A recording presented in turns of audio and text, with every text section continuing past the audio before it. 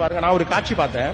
ஒரு சிறுத்தை ஒரு மானை விரட்டுகிறது, ஓடிக்கிட்டே இருக்கு. அந்த மான் அது என்னென்னமோ முடி பாக்குது, சிறுத்தையால முடியாம ஒரு இடத்துல அப்படி நடந்து போயிடுது. எனக்கு ஆச்சரியமா இருந்துச்சு. நான் போய் இன்டர்நெட்ல எல்லாம் செக் பண்ணி பார்த்தேன். சிறுத்தையுடைய வேகம் என்ன, மானுடைய வேகம் என்ன கம்பேர் பண்ணவே முடியல. இருப்பதே வேகமாக ஓடக்கூடியது சிறுத்தைங்கிறாங்க. சிறுத்தை என்பது மிக வேகமாக ஓடக்கூடிய விலங்கு. அதோடு ஒப்பிடுகிற போது மானால் அந்த அளவுக்கு வேகமாக ஓட முடியாது. மானாலும் வேகமாக ஓட முடியும் என்றாலும் கூட சிறுத்தை அளவுக்கு ஓட முடியாது. ஆனாலும் சிறுத்தையில இருந்து மான் எப்படி தப்பிக்கிறது யோசிச்சு பாருங்க. ஒரு கட்டத்துக்கு மேல ஓடிட்டு டக்குன்னு அப்படியே லெப்ட் எடுத்து ரைட் வாங்கி அது பாட்டுக்கு இண்டிகேட்டர் போட்டு போயிடுது சிறுத்தை. ஏன் இது போயிடுச்சு? ஆழமா உட்காந்து யோசிச்சு பார்த்தீங்கன்னா ஒன்னே ஒண்ணுதான். சிறுத்தைக்கு இந்த மான் இல்லைன்னா இன்னொரு மான் இருக்கு, ஆப்ஷன் இருக்கு. மானுக்கு ஒரே ஆப்ஷன் தான், தப்பிச்சே ஆகணுங்கிற option. there is no option that you will survive. இலக்கை நோக்கி ஓடுறப்ப நம்ம டயர்ட் ஆகிறதுக்கான ரீசன் என்னன்னா நம்ம மைண்ட் இன்னொரு ஆப்ஷன் வரும். இதை தொங்குறதுக்கு அதை பிடிச்சி தொங்கலாயா, இதை பண்றதுக்கு அதை பிடிச்சி பண்ணலாம். நோ, இதுதான் இலக்கு என்று நீங்கள் தீர்மானித்து விட்டால் அதை நோக்கி போங்க. அதில் நீங்கள் தோல்வி அடைகிற போது இலக்கை கைவிடாதீர்கள், செயல்முறையை மாற்றுங்கள், அவ்வளவுதான். When you are trying to reach some destination, if it is not working out, change the approach towards the destination.